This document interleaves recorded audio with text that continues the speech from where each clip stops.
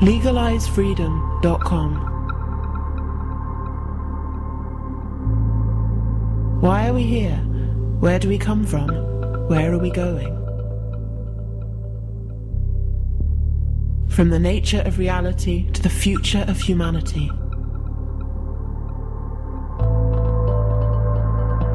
Beyond politics, poverty and war.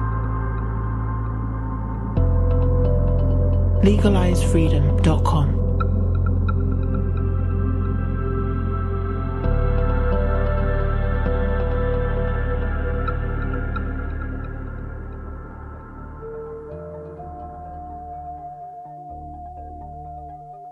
Greetings and welcome once again to LegalizeFreedom.com. I'm your host Greg Moffat, and my guest today is Courtney Brown, who joins us to discuss the Farsight Institute's latest project, Aliens On Iapetus.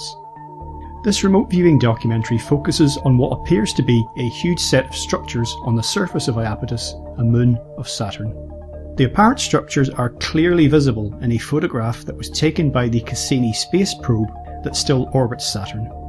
We now know what these things are, who built them, and why. We also know what happened to those who stayed there and how they died. This was not a military outpost, not a spy base, nor an industrial or mining location. It's actually more amazing than anyone could possibly have imagined. The project's findings also pose some fascinating questions. How similar were the beings on Iapetus to ourselves? And can their story teach us anything about our own past and possible future? Could it be that life in the solar system did not begin on Earth, but on other planets long cold and dead, or even completely destroyed? And does our selective blindness to the cosmic catastrophes of high antiquity obscure terrible truths now all but lost in the mists of time? Cutting-edge physics and emerging research into psychic phenomena may just offer some answers. Hello and welcome, Courtney, and thank you so much for joining us once again on LegalizeFreedom.com. This is your 6th time, which marks something of a record. Well, actually, Greg, I really enjoy being on your show. You're a great host and a great interviewer, and so I really look forward to it. Now I'm honored to be invited back. Excellent. Well, today we're going to be talking about the Farsight Institute's latest remote viewing project, Aliens On Iapetus. I hope I'm pronouncing that correctly. Yeah, you are. Splendid. Now, I know you like to, for new listeners, to shoot out the remote viewing basics, a bit about Farsight Institute and yourself. So just give everyone the basics in a nutshell. I can give that in about 30 seconds. Remote viewing is a mental procedure that's used to transfer information. You think of it like psychic stuff, but it's different. But transfer information, perceptual information across time and space, and apparent complete violation of the mainstream laws of physics. We do understand the physics of it now, and so it's not in violation to the physics as we understand it. But Farsight Institute, that's Farsight, like seeingfar.org, because we're a non-profit. The Farsight Institute is the largest, biggest, best venue. I can say that because we're the only venue for these huge public projects using the world's absolute best remote viewers who have trained for well over a decade, sometimes 20 years, in the use of these procedures that were developed by the United States military and used for espionage purposes. We use them for scientific exploration because we're a civilian venue, and we also use them for exploration, not just scientific exploration, not just science projects involving time and physical reality, but also exploration. And the Iapetus project that we're talking about today is part of that. Now, this latest project is, as you mentioned, following hot on the heels of the previous one, remote viewing Cydonia Mars. And yeah, this was a package of 3. Our remote viewers are prima donnas, to be quite honest, and they have always liked to have the remote viewing focus on earthly targets, not extraterrestrial type stuff, because they really want to have their art, which they have perfected. They're like Lang Lang with the piano. They are the best of the best. And they want their art to be presented with the appropriate reverence, appropriate environment. And so they have always hesitated to have remote viewing done with extraterrestrial type of stuff because it brings another woo-woo factor in it. And they want it. It's not that they don't think that extraterrestrial stuff exists, but they wanted the remote viewing component to be considered seriously. And so for years, I promised them I would do no extraterrestrial targets. But of course, I always lie whenever I promise somebody that I'll never do something. But I did hold off for a long time. I did realize, however, that if I gave them extraterrestrial targets twice, they might quit on me. So this was one project that had 3 extraterrestrial targets. And the first one was the face on Mars in Cydonia. We wanted to know what that was and what it was like when it was in its prime. We wanted to know what this anomaly is on the wall of a crater that looks like some structures, very clear structures in a NASA photograph, on Iapetus, and we wanted to know what that was. And then we also wanted to know about the Phoenix Lights. And the Phoenix Lights episode, that's March 13th, 1997, the one that was witnessed by the Governor of Symington and literally hundreds of thousands of people. That's coming out in mid-July. So, Greg, you might want to invite me back for that one. But the remote viewing is all done on that one. And so I got 3 extraterrestrial targets in one go. And this time I am telling you the truth about the future projects, although I never tell people about future projects. This one is sort of obvious.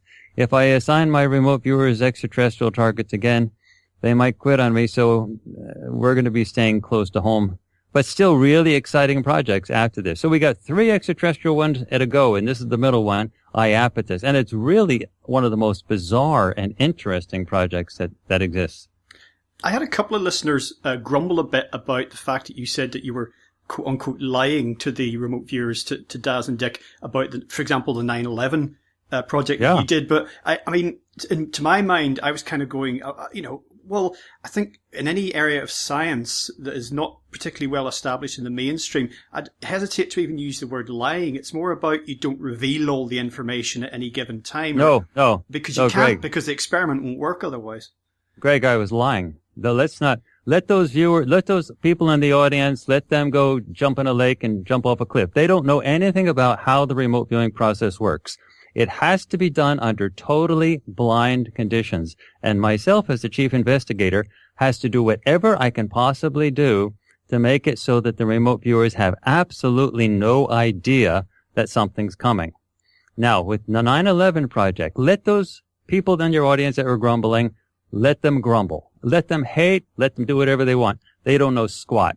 The reality is, for remote viewing to work with these viewers, with the 9/11 project, these viewers are so good, their very first session, they would have seen the Twin Towers come down, and they would have known with the first session, this is 9/11. So the only way I could have pulled off this project to get 7 targets in, so a complete understanding of the 9/11 events could have happened, was to lie, not, partially mislead, to blatantly lie to the remote viewers over a period of well over 10 years, saying, and I did it on radio as well, so that it would be convincing. I said, we would never touch the 9/11 stuff. That's one project I have the emails I saved to them.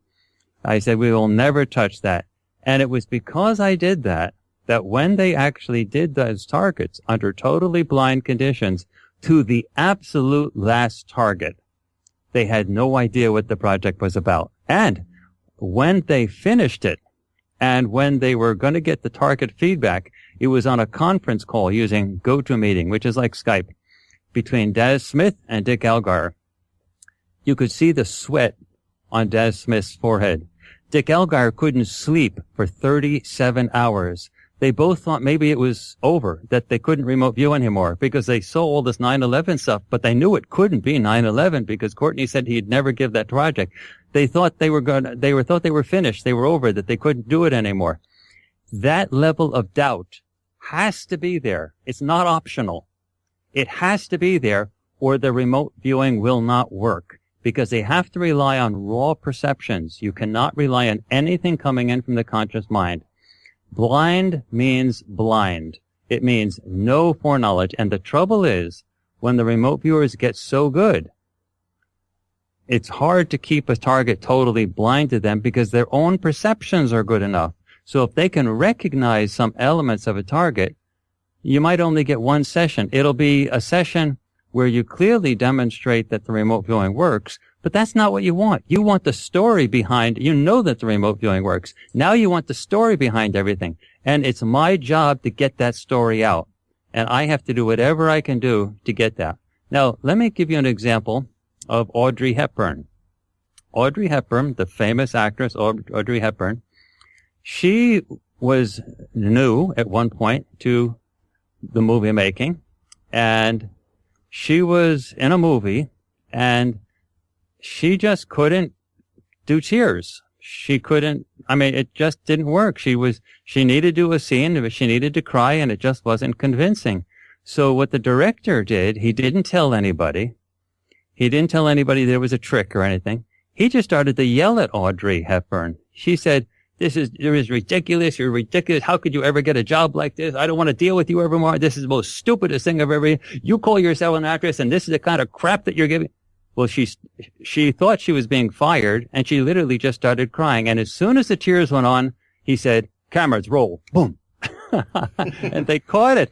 And it was the best scene. It was caught perfectly. And after the movie was filmed, he said, "Audrey, you did great. You did great. Thanks a lot. It was wonderful." So he wasn't firing her. He was doing what he needed to do to get the emotions out of Audrey Hepburn. I have to do whatever I can do, whatever I need to do to get the remote viewing in pristine condition from these remote viewers. And if I have to lie to them to do it, I'll lie to them to do it. But I will not lie about I never lie about the substantive content of our projects once everything's done. The only thing I ever lie about is if someone asks me, "Hey, do you think you're ever going to do this project?" And if it's a project that I like, that I think I might want to do, the answer will always be, "Nah, that's a stupid project. I wouldn't do that. No, we don't. That's not the type of thing we would do." If it's a good project, the last thing I'm going to do is say, "Wow, that's great. I think we're going to do that." Because that means I can't do the project anymore. Because the remote viewers listen to these interviews and they would hear it. And as soon as they have a vague idea that something might be possible, the game's over. The project's done. You can't do it. It's finished. It's ruined. Okay, well, that's certainly putting it straight. So, before we move on, let's talk a little bit about Iapetus itself, just because as a celestial body, it's so interesting. Yeah. And I believe this was the second moon of Saturn which was discovered. And by the way, people probably don't know, and I was surprised to find out that Saturn has at least 150 satellites, moons and moonlets. Well, if you include those rings, it's got a ton of junk surrounding it. And Iapetus itself has got a strange tilt. It's tidally locked, which means it the same faces Saturn, as it were, all the time. It's mostly made up of ice, but there's also some rocky material there. And it's got this giant ridge running along its equator, which is 10 meters high. And it's also got a large splotch of dark material on one side. And we actually did a project on that long ago. And that splotch is a result of a debris wave that actually hit Iapetus when a planet exploded in our solar system that is in this place where the asteroid belt is today. Meaning the asteroid belt was once a planet. The planet exploded, and it caused a huge debris wave. And because Iapetus is tidally locked and has no atmosphere, it was holding still while the debris wave passed, and that's what hit it. That was a theory that was developed by Thomas van Flandern, who was a very mainstream astronomer, head of his Department of Celestial Mechanics for many years at the Naval Observatory in the U.S. And it's not the theory that mainstream science deposits for that splotch. Mainstream science has come up with a bunch of different theories, all of which are the stupidest, most ridiculous, convoluted ideas that you can imagine. It's very obvious it was hit by a debris wave, and Thomas van Flandern actually covers in a huge amount of planetary data to support the idea that there was a planet there, it did explode. He doesn't cover the reason for the explosion, but that there was a planet, it did explode. And for example, the asteroids themselves are huge rocks. The mainstream science says the asteroid belt came from junk that was left over from the primordial solar nebula. Well, that's ridiculous. The primordial solar nebula is dust, and you can't get solid, huge rocks out of dust. Dust doesn't make a rock. A rock forms when a gravity well pulls all the dust together to produce a planet that compresses the dust into a rock. That's how you get a rock. So the big asteroids had to have come from a big planet. And so there's also evidence that extreme evidence that the asteroids had experienced extreme heat because of the glazing on the surface. They had melted. So that's another evidence that, in fact, the asteroids were part of a planet that experienced extreme heat. And anyway, so that's what that dark splotch on Iapetus. You can read about that or watch about that in a project on our website, which is www.farsight.org. And on the lab bar, you'll see something called Exploding Planet. And we have a video presentation that's free and all the data that you can see on that too. Interestingly, if one was stood on the surface of Iapetus, Saturn would appear about 4 times the size than our moon is viewed from Earth. And because of its orbit, Iapetus that is, Saturn's rings would actually be easily visible, whereas some of the other moons, they see the rings side on, so they don't quite become invisible, but certainly wouldn't get quite the same view. That's an important point, because when we get to the anomaly on Iapetus, that is the focus of this project, the structures, that's an important point, because one of the reasons that the structures were built there is because of the view. That those rings were literally right above you. Unbelievably beautiful.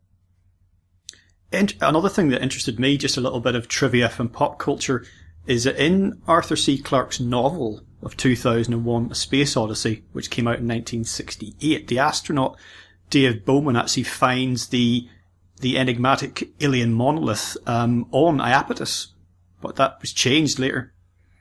Yeah, Iapetus has been a great puzzle for many years, and we now have a little bit of an answer for some of the puzzles.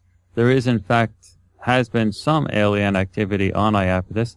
I suspect that people have been involved and interested in Iapetus going back hundreds of millions of years, long before humans were interested in it.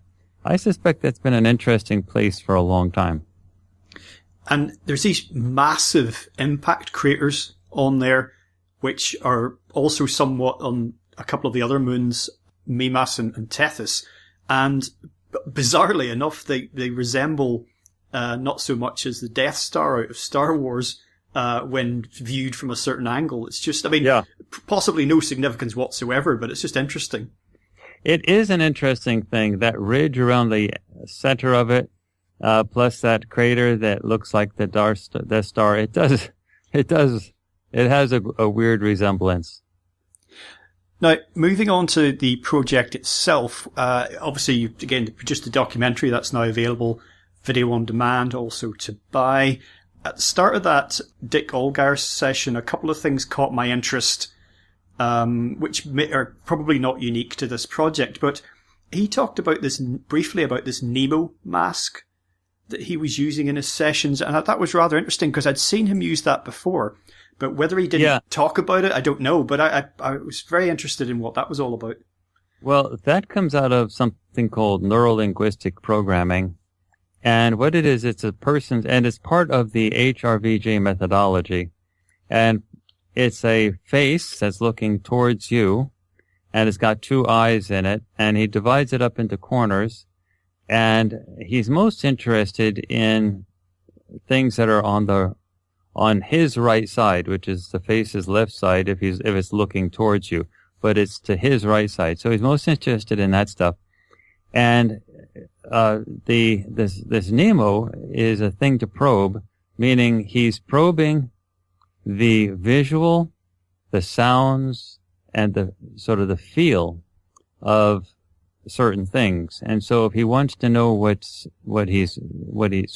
some sights, some visual stuff, he probes the line that goes from the center of the face up to the right corner if he's looking at it. So he probes upward to the right. And basically, if you're looking at somebody and you're asking the person a question and the person's responding, if you look at the person's eyes, look at where the eyes go. Initially, they'll flicker. Now, if they go up and to that person's left, which you're looking at him, so it'll be to the right. It'll be to your right, but to that person, it'll be to his or her left. that means that they're remembering that, because when the eyes point in that direction, they're accessing a part of the brain that stores memories. On the other hand, if he looks or she looks up and to his or her right, which would be your left, because you're staring at it, it'll be a mirror image, then the person is lying. The person's creating stuff. So one of the things that I've had conversation, and similarly with sounds is sort of the middle level. So when Dick Allgaier is probing the Nemo to the right, his right, he's listening for sounds that are actually there. He would not probe the left except under special conditions, but he'd probe to the right, because to the right is what's actually there, not created stuff. But I've had some interesting conversations with Dick when we were viewing on YouTube some things that were recorded of people saying things on YouTube, and we were wondering, if they were lying or not. And it's very interesting. There was one instance where there was somebody who's saying he was being chased by the government, that he had inside information, that he was a scientist, a technician, and it looked very convincing. He was sweating appropriately, looking to both sides. It looked like right out of the X-Files. And Dick said, the guy's lying. And I said, how do you know? It looks so convincing. He said, look at his eyes. That means when I'm looking at the screen, the guy's eyes were going to the upper left corner. Now, for that person, a mirror image, it would be to that person's upper right. And so that's where constructed images are. That's where you invent things. That's accessing a part of the brain where you think of new ideas. So he said, look at the eyes. The eyes are going up to the right, his right, which is we're looking at the screen. So from our looking at the computer monitor, they would be pointing to the upper left corner of the computer monitor. And that's where the lies come out of, because he's constructing something, he's inventing something. And sure enough, he was looking in those directions all the time.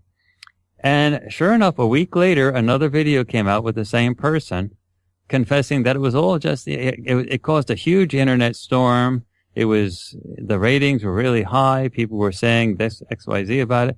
And finally, he just had to come out and stop all the commotion and say, I was just joking. There was nothing. I was just lying. It was just fun. Don't take it so seriously. So it was spot on. And so Dick Allgaier was able to detect that just by looking at the eye motions. So anyway, the Nemo is something that is used in the HRBG methodology. That methodology came out of Special Forces Intelligence in the U.S. Army, and it's not used in the CRV methodology that Daz Smith uses. Daz Smith uses other stuff, and the CRV methodology came out of the Defense Intelligence Agency's official program in remote viewing. So anyway, that's what that Nemo is all about. It's just a device, a probing device, to allow Dick to get access to certain visuals and sounds and feelings and stuff. Well, there's a couple of reasons why I asked you about that. First was, second was just hearing Dick mention NLP in his session. But also, prior to seeing your new documentary, a couple of months ago, a listener sent me an email, and it was generally positive about your interviews with me. And he said, Courtney seems to me like a master of NLP. And that hadn't crossed my mind before, so that's why I wanted to ask you about it. Yeah, the Hawaii Remote Viewers Guild procedures borrow a lot from NLP, Neuro-linguistic programming. Well, that's just interesting in itself. On to Dick's session. Now, he initially begins to perceive land, and then he starts to perceive artificial nature of something that's there. And then eventually that this doesn't seem to be on Earth. As always, it's just interesting to watch their processes at work, particularly when, you and by the time it comes out, the rest of us have got a pretty clear idea of what they're looking at. Yeah, that produces a delicious level of tension, because you as the audience knows what the target is, because you actually, the title of the DVD or the video on demand, you know what the project's all about. But it's clear when you're watching it that the video recordings that were done live, when the remote viewing was actually done, it's clear that the remote viewers, Dick Allgaier and Daz Smith, did not know that this project had anything to do with Iapetus. And the interesting thing from this particular project is the collection of verifiable data from, let's say, Dick Allgaier's session, since you're raising his session, for example. The level of verifiable data is huge, meaning we have the perfect picture of the anomaly. We have a perfect picture of Iapetus. We have a perfect picture of the crater, all supplied by the Cassini space probe, supplied by NASA.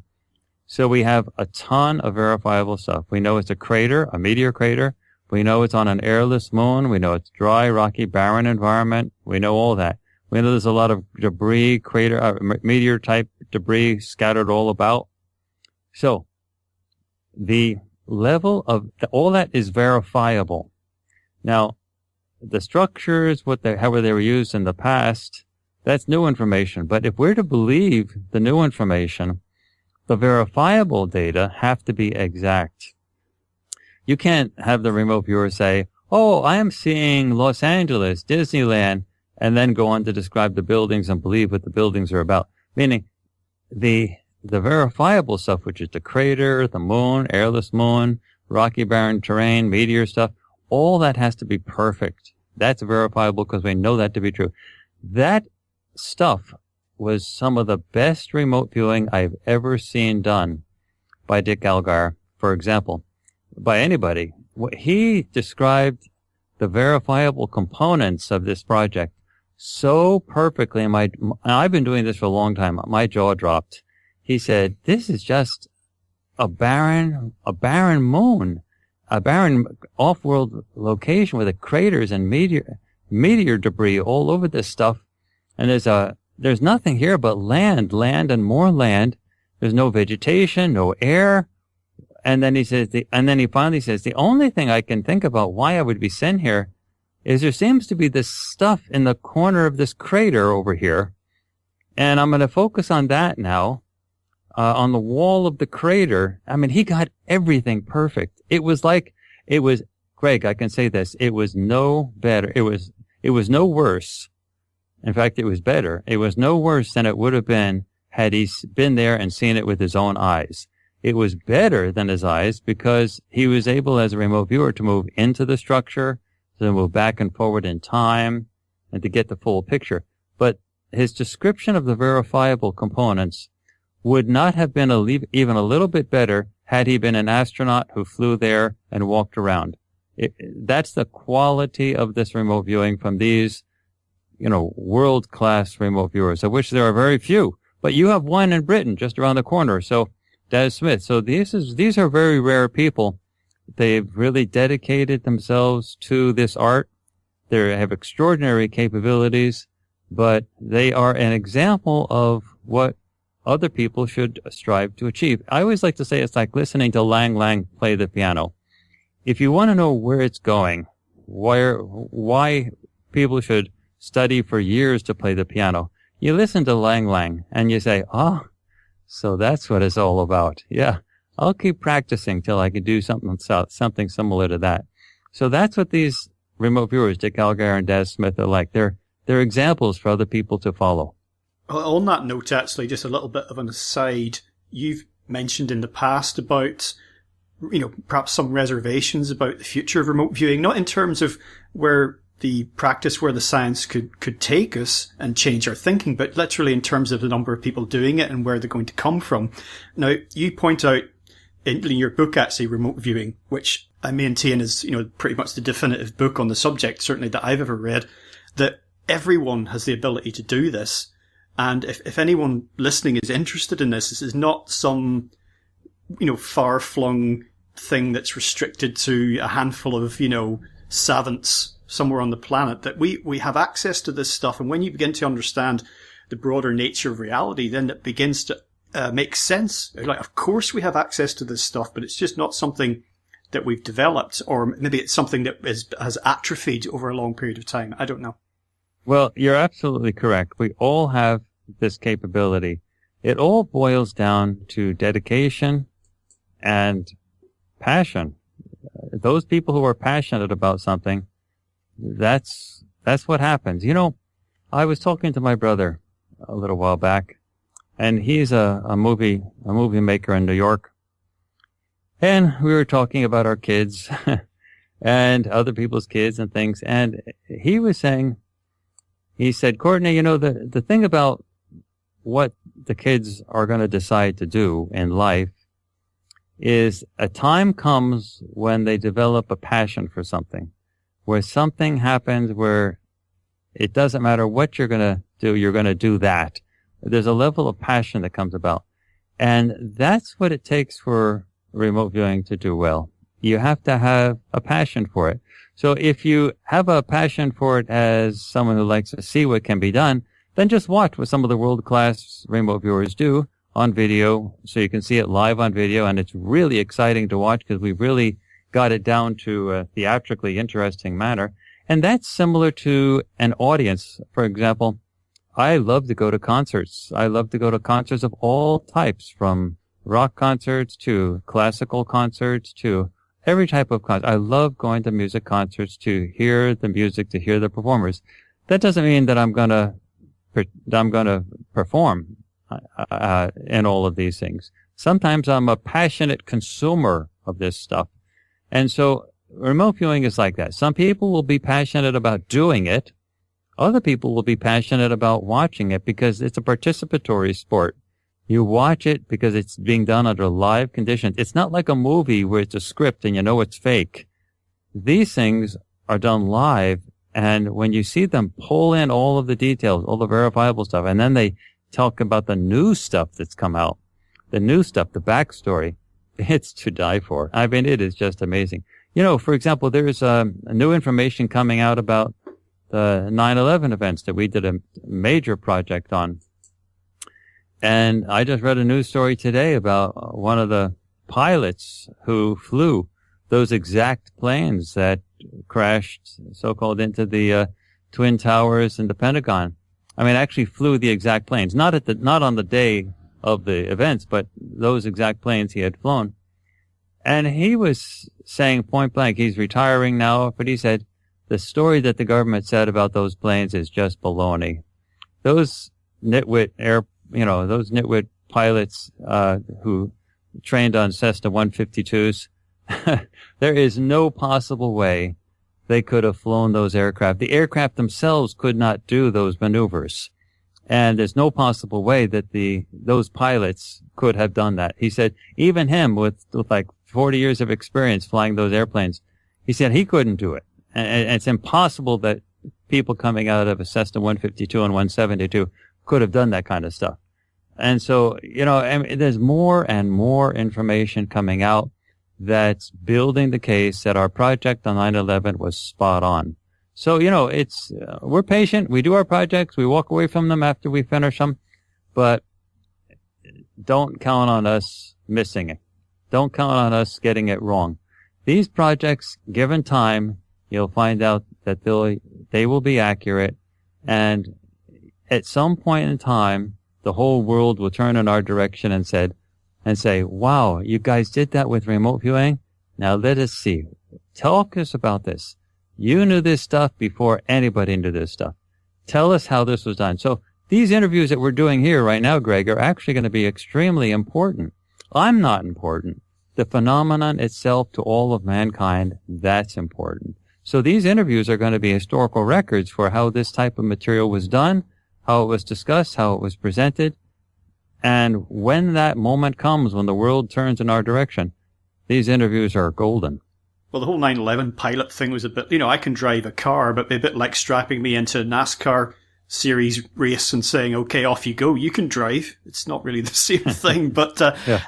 Talking about the Iapetus sessions, now Daz also picked up on the artificial nature of some structures and identified that their significance lay in the distant past. And it was interesting what he said as well about perceiving a form of energy, because this came up again later, you know, about energy events. And this really reminded me of the electric universe, you know, David Talbot and Wallace Thornhill's idea about plasma sort of events having leaving scars on various planets in our solar system, and who knows elsewhere. And I know that theory's been discredited in certain circles, but it is compelling to read, especially when you look at some of the evidence, not only on Mars, but obviously, other planetary bodies as well.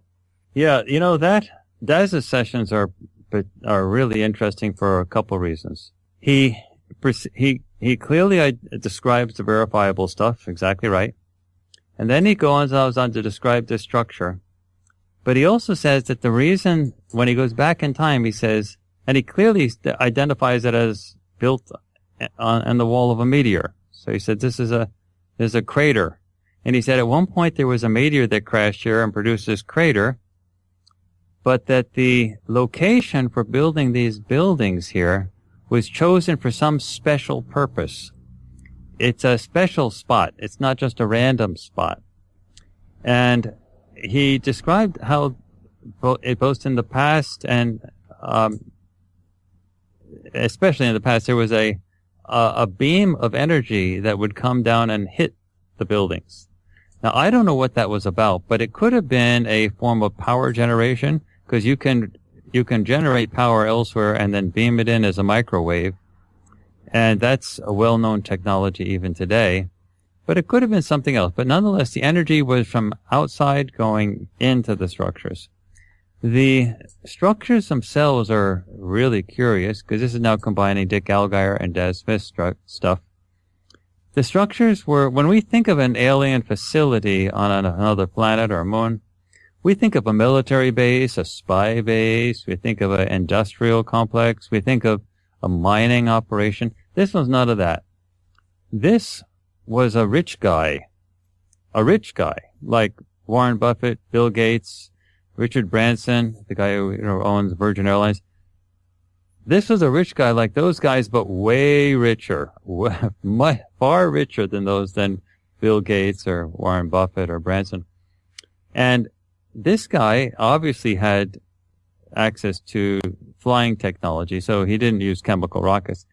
He built himself a castle on Iapetus in this very special spot that was a combination health spa, retreat, communal resort, a place for the richest of the richest, the elite of the elite, to go and commune. Now, if you think about it, that location on Iapetus was arguably, probably still is, the most beautiful location in the entire solar system, maybe many solar systems.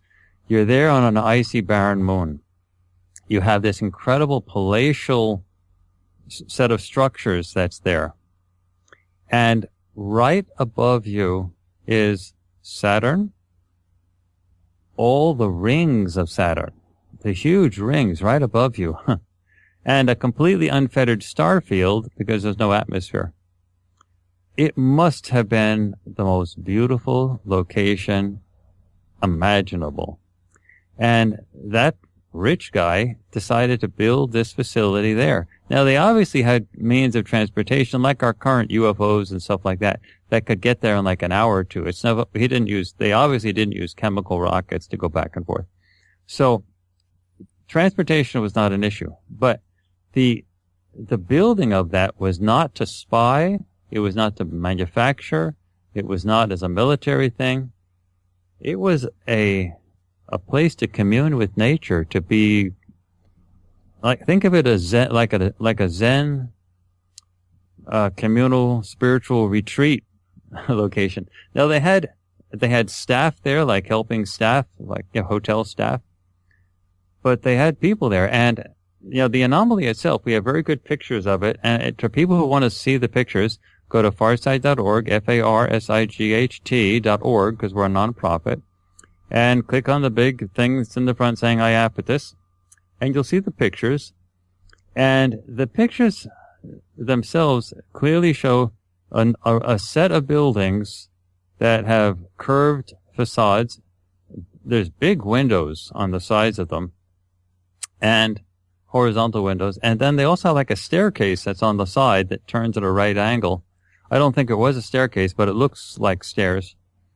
And originally, when it was done, we can see this from the sessions where they go back in time, they had coverings over the entire thing, and one of the sort of covering was like, Dick Elgar describes it as like the St. Louis Arch tipped over on its side. And I was always wondering about why would someone have a roof that sort of looked like that arch. But then I said, but it just, it dawned on me eventually, well, that was exactly the shape of the rings of Saturn, which were right overhead. So if you're going to build a covering over the facility, it makes sense that the geometry of the covering would parallel the rings, which are right above. It was a nice touch, whatever the guy did. Anyway, it's a fascinating thing. The other thing that's interesting is that the facility itself was eventually abandoned. And it was abandoned because of a war that took place elsewhere. The war did not directly impact Iapetus, meaning they weren't bombarded or anything like that. But the war happened elsewhere, and that stopped all supply ships. Now, nothing grows on Iapetus. There's no water, there's no air, there's no food. So everything had to be brought in. And when the war happened, all the supply ships stopped. Now, because of our past remote viewing projects, we do know that the asteroid belt was created from a planet that exploded. And that planet that exploded was the reason why Mars is heavily cratered on one side, but has absolutely no craters on the other side. And the cratered side also is thicker by 1 kilometer, up to 3 kilometers thicker on one side than the other. So whatever exploded was very near Mars. So the argument has been made by people like Thomas Van Flandern that Mars most likely was a moon of this other planet. So the fact that it exploded suggests that it might have exploded as an act of war, and that would have caused the debris wave to spread out throughout the solar system, and that produced a black splotch on Iapetus. Well, let us say that happened. Well, I'm speculating now beyond the remote viewing data, but I'm connecting the dots. When that planet exploded, that would have ruined Mars as a place to go for a long while. Now, we know that that did not kill off life on Mars. Mars life built itself back. We do know that because some years later, say 100,000 years later or whatever, we do know that human civilization did reestablish itself on Mars because the nuclear forensic data on Mars is absolutely unambiguous. There was at least one fission nuclear explosion that occurred on the surface of Mars, and that was the event that blew off the last traces of the Mars atmosphere, so it's thin the way it is today, and people couldn't live there anymore, walking around on the surface. Now, that can be read about, for example, in a very recent book by John Brandenburg, who is a very mainstream physicist. He's got a PhD in physics and worked at the Scandia Labs. And he just wrote a book, published it in March of this year, just a few months ago, called Death on Mars, where he goes over the nuclear forensics, which are absolutely clear. The xenon traces and so on. There was a nuclear fission explosion on the surface of Mars. That means that when the planet exploded, let's call that planet that exploded Maldek, for lack of a better word. When Maldek exploded, Mars had a bad day for a long time, but it wasn't the end. So, but when Iapetus, if I'm still connecting the dots now, when Iapetus had the problem that there was a war somewhere else, it seems likely that it would have happened when that planet exploded, and that war would have made it impossible for ships from either Mars or Maldek, of course, because Maldek didn't exist anymore, to fly out to Iapetus to pick people up or deliver supplies. Now, some of the people on Iapetus, you can assume, had access to ships and could have left, but where would they have gone? Maldek didn't exist anymore, and Mars was a complete wasteland. Well, where do you go? And so what happened, and this is in the remote viewing data, that when the war happened, the supply ships stopped, and the people that were on Iapetus had nowhere to go, and they died there. They ran out of food, they ran out of water, they ran out of air. And if we go to Iapetus today and we send our own spacecraft there and walk through that facility, we are very likely going to see the bones or the dust of the bones of the people who died there. And they died there because there was no place for them to go. Or even if they did have a place to go, they had no way to get there, meaning they might have run out of ships. The ships that were there might have left, carried some people. The pilots might have said, we'll come back for you. But when they got back to the Mars-Maldak area, they realized it was hopeless to go back. Fuel might have been an issue. It's just a mess. So the people were in the facility on Iapetus, and they died there. And those bones are going to be interesting one day to go look at.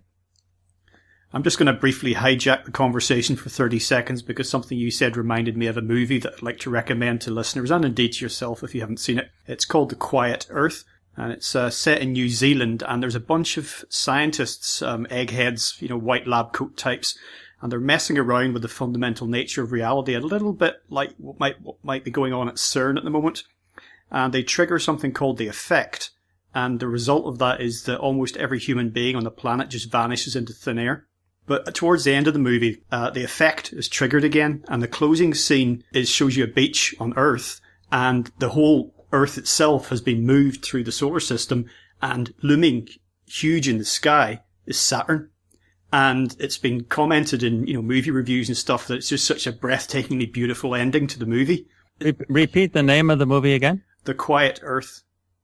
The Quiet Earth. Yeah, so called because almost the whole population, and indeed birds, animals, it just all gone in a split second. Huh. Fascinating. It is really, really fascinating. But we're talking about, you've just been going through there your exposition about the nature of activity on Iapetus, but also otherwise on Mars. These common things are coming up again.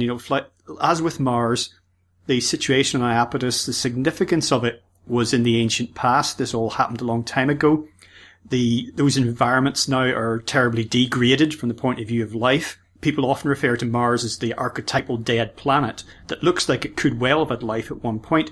And it brings home this idea that even though we're still struggling, conventional science is struggling to find any evidence of life in our solar system, other indicators are pointing to the fact that whatever happened in terms of other life, it happened a very long time ago.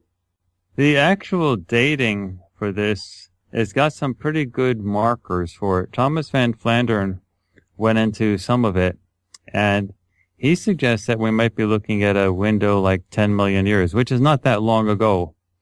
And the reason why he suggests that, he suggests that there's some indications that it might even been closer than that, so not even 10 million years out.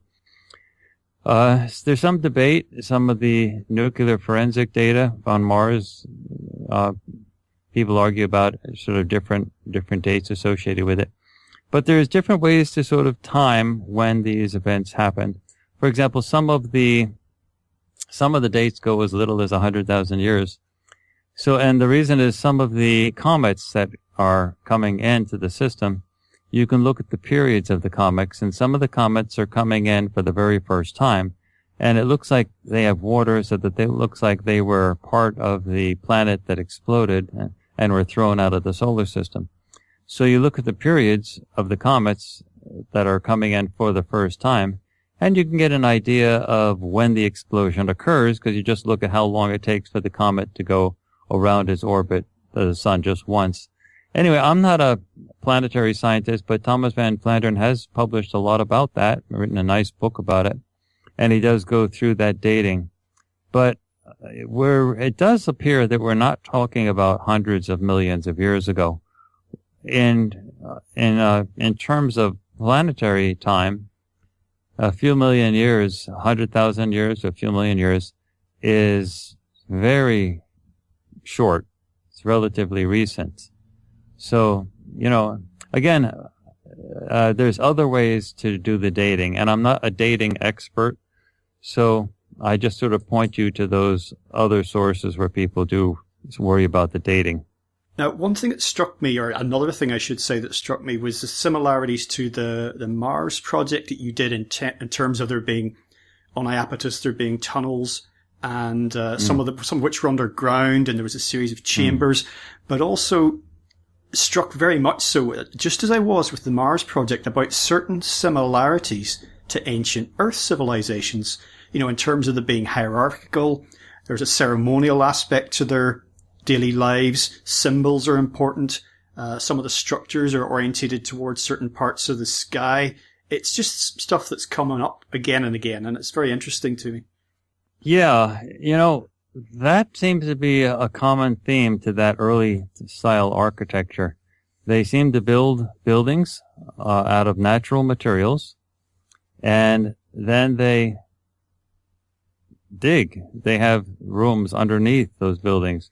So buildings with subterranean chambers seems to be a characteristic element of a lot of this. And Mars, a lot of stuff was underground. As you can see in our Cydonia project that was released 2 months ago, there is not only a lot of chambers under the so-called face on Mars, which we have no evidence it was a face. It was more like a city. It was 3 kilometers from corner to corner.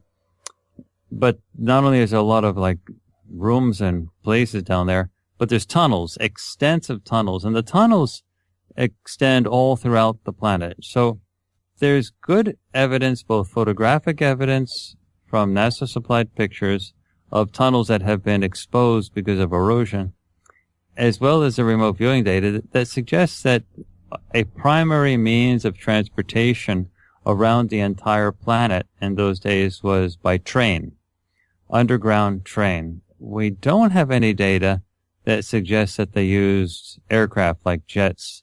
First of all, we don't know if they had any petroleum products for fuel. And secondly, the atmosphere of Mars, even back then, was thinner.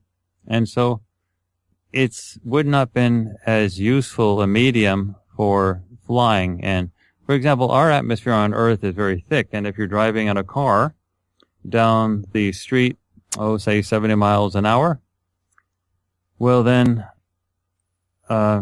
you stick your hand out the window, you can really feel that wind hitting your hand as it's going back. So if you're 90 kilometers an hour and you're really pushing it, that hand is really, it's hard to sort of just keep it out there because of the pressure. Well, when the air is thinner, like on Mars, that pressure doesn't really exist as much. So flying using airfoils, jets and things like that is normal for us given such a thick atmosphere. It wouldn't have been so normal on Mars, I don't think. So trains definitely were a major source of transportation. And those trains were more like the maglev trains that we have today. They were fast. I mean, they were unbelievably fast. They were like our jets of today. They were fast. And I mean, even our maglev trains traveling in Japan and Europe, they go up to 200 miles an hour in some cases when they're in perfect operating condition. Well, these ones on Mars seem to go faster than that. Really, really, really fast. And they were good trains and they looked spectacular.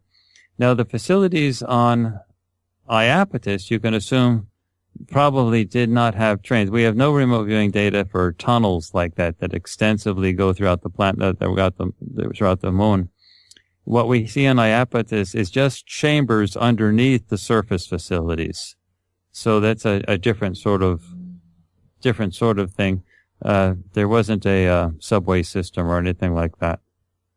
I was also struck slightly as well when I think Daz mentioned perceiving something perhaps like a gold covering to one or more of the structures. And that was very interesting to me because I've talked to someone about ancient Egypt and various speculations, drawn from all sorts of sources. Perhaps when it was in its pristine condition, the Great Pyramid, for example, may have been covered in white marble and had a gold capstone, and that would have been visible for miles around on the desert plains, and it would have reflected. Yeah, actually, some of the remote viewing data we have for our project on the Great Pyramid of Giza does suggest exactly that there might have been a metallic covering, a shiny covering, that the pyramids themselves weren't just rough rock, but they weren't just smooth rock either. They might have had a metallic covering to them as well that's long since been, taken off. But nonetheless, there is evidence from the remote viewing side that did happen. And that's similar to the type of thing you see in Iapetus. What, if anything, has been gleaned, sensed about the nature of the beings that we're talking about here? They were like us. They were like us and like the Martians. One of the things about some extraterrestrial species, for example, when we come out with the Phoenix lights, you're going to see something really surprising. A lot of times when you remote view extraterrestrials actually, especially ones that come from other star systems, they can often tell that you're remote viewing them, meaning they turn, you're remote viewing them, and you almost like you leave a ghostly image of yourself. Anyway, when you show up inside their ship or something like that, they turn right in your direction and start talking to you. So, and we do have stuff of remote viewers interacting with them, and that something like that has happened for our Phoenix Lights experiment, and you'll see that in a couple months. Actually, you'll see that in about 5 weeks. So, but with Mars, the beings that were on Mars and Iapetus, they clearly did not see us remote viewing them. They looked like us, they acted like us, and they did not perceive us just like us. Because when you remote view humans cannot tell. And so I like to say that they were us when we were there. So if you want to know what the beings were like on Iapetus, just look around. They were like us. However, they were very rich. They were the elite. Well, and they were not the hotel staff. The staff that worked there were just like normal people. But the people that would go there were the rich and famous. But the Cydonia Mars people, those were different. Those were people that ranged from poor people in shantytown areas up to very rich people, middle class as well. And there was a variety of buildings on that location as well. So you had sort of a mix. But in Iapetus, the whole facility was a palace. It was covered so that, it had to contain the air. I think that thing that looks like a set of steps along the side that has a right angle to it, I think just looking at it, there's a possibility it might have been like a waterfall. It would have been artificial, of course, but part of the rich communion nature of it because of the rippling down and so on. It's clearly an artificial thing, because just looking at the picture of it. But it's way too big to be a staircase where you actually walk up. So it had to have some type of other purpose for it.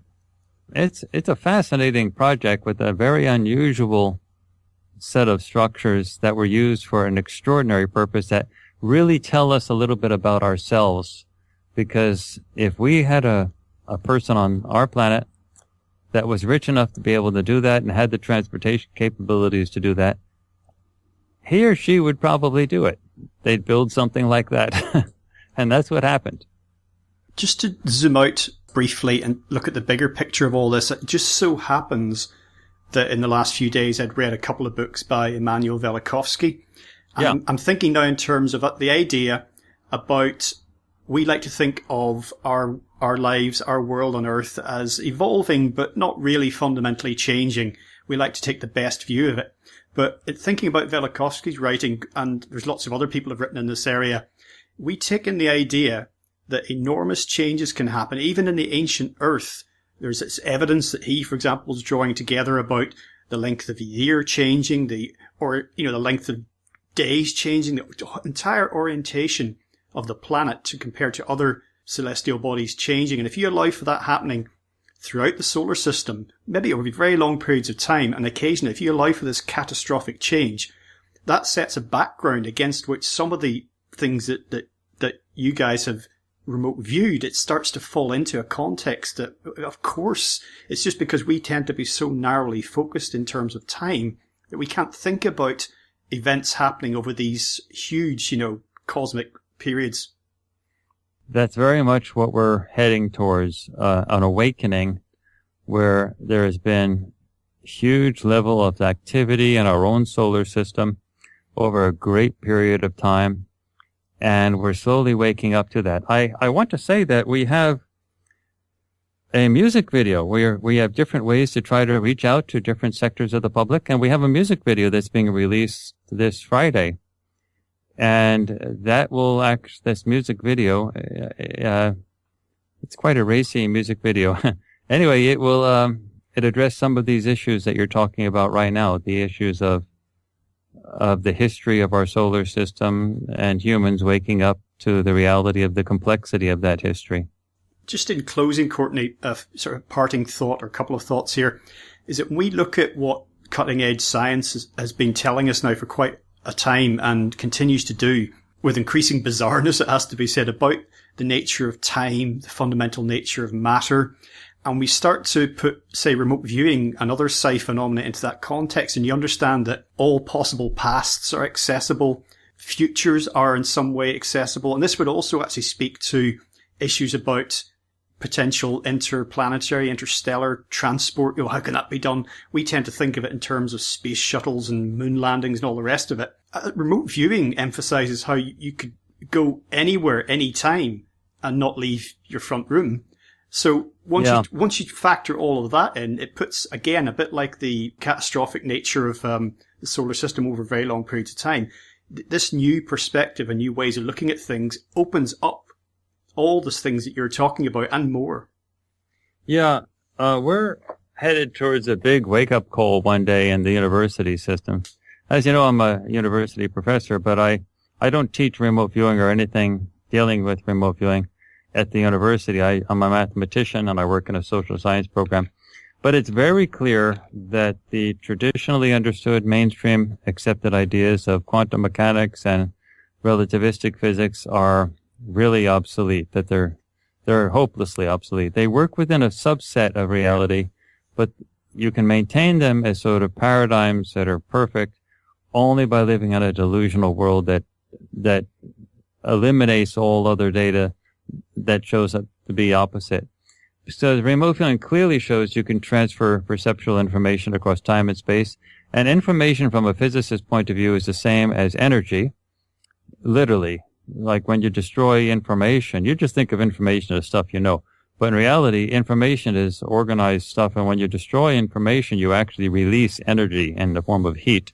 So when you're transferring information across time and space, you're transferring energy, and E equals mc squared, energy equals mass. So physicists are basically dealing with the fundamental paradigms of quantum mechanics and relativistic physics that date back over 100 years. They haven't changed in their fundamentals for over 100 years. So you know they're wrong just because of that. Nothing in science stays that stable.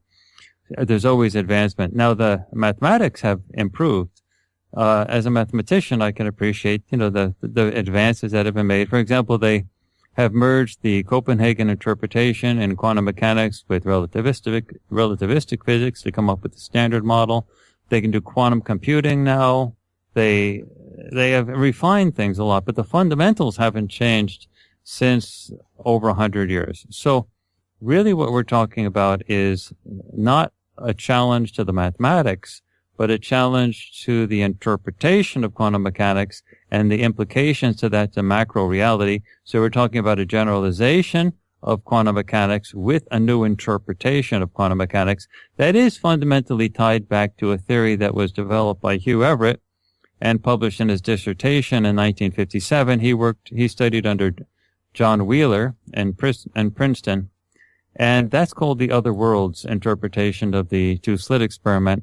And we're headed towards a realm where that becomes the dominant paradigm. Now, back in those days, in the late 1950s and 60s, essentially only Hugh Everett believed this new interpretation. But now approximately 18% of mainstream physicists have adopted the other worlds interpretation as the correct interpretation of quantum mechanics. But that still means 82% are stuck in the old Copenhagen interpretation days, which is a really bizarre interpretation of quantum mechanical experiments. So what we're really waiting for is that 18% is younger generally than the Copenhagen supporters. And so we're waiting for retirement and death to produce generational replacement. And so eventually physicists will have a alternate perspective that becomes dominant, that does in fact allow for the remote viewing phenomenon to exist. Courtney, today we've been talking about the new Farsight project, Aliens on Iapetus. This is part 2 of a 3-part series, as mentioned at the top of the hour. including remote viewing Cydonia Mars. That's already available on your website, as you said, has been for a couple of months. We did a big feature presentation on that. That's available at legalizefreedom.com, as will this be. Phoenix Light's forthcoming, so just share people the details of where they can watch, download, buy, and...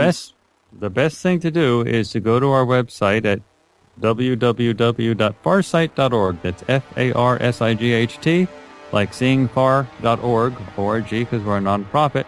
And while you're there, before you do anything else, please sign up for our free newsletter. Just click the thing, put your email address in. The reason it's important is we are a nonprofit. We do not spend any money on advertising. So our newsletter is the only way we get to tell people what we're doing. And it's free, and we never give out the email addresses for any purpose whatsoever, period, full stop. And we only send it out a weekly newsletter that has a comic associated with it. So it's really to die for. It's really a great newsletter. In addition, that's where you'll hear about our video version of it, which is now on our YouTube channel. And so if you get to the newsletter, you'll hear about our video channel, which is our YouTube channel, which is filled with tons of stuff.